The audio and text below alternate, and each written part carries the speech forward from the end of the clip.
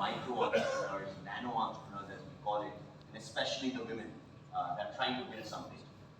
Tell us from your lens, what have you seen change in that segment and how you've seen aspirations grow amongst this segment? Absolutely. I think, I took my first company in 99, and I think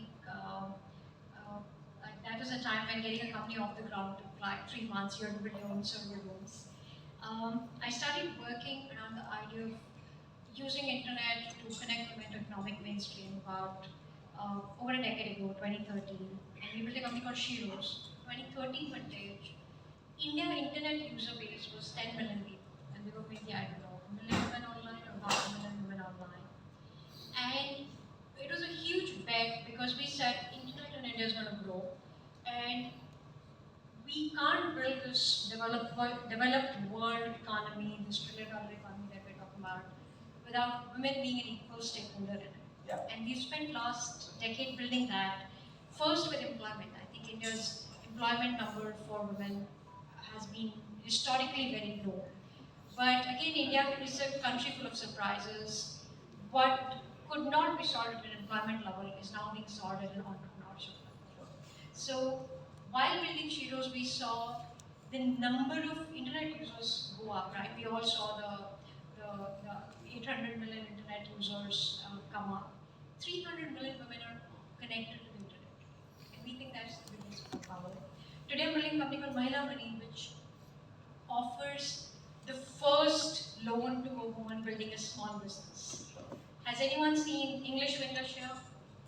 Yes. So imagine Sridevi wants to scale up her laddu business. Who would write that first check? Because even her family doesn't think it's a business. It's something she does, right? Tum laddu banata.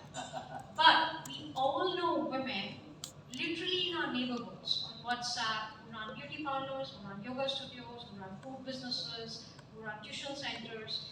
There is a huge sub-economy that women are building, have been building. It's never been formalized and capitalized. So we are saying, let's bring insane amount of capital into hands of women. And I think the learnings from microfinance is that women are the best borrowers. 99% of microfinance capital went to women. So we are digitizing that entire experience and saying, how about we put capital in hands of, let's say, 50 lakh women in the next 5 years? What does that mean for, and these are small businesses, but each small business generates at least 5 jobs. Right? So I think there is a network effect that we're talking about. There's a lot of impact. There's a lot of impact, and I think it needs to get added to that engine of economic growth. Yeah.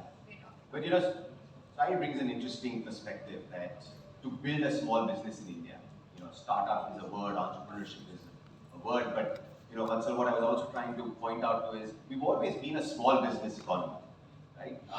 And I think the impact that you're creating now at grassroots level, and also bringing to the forefront that these businesses need all forms of capital.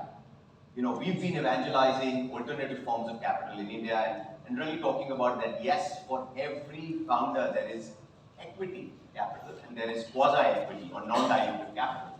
And I think these alternative forms are only going to further fuel the growth of so many of these businesses. I remember, you know, and I'll bring in Arjun and Nitin to give a perspective here.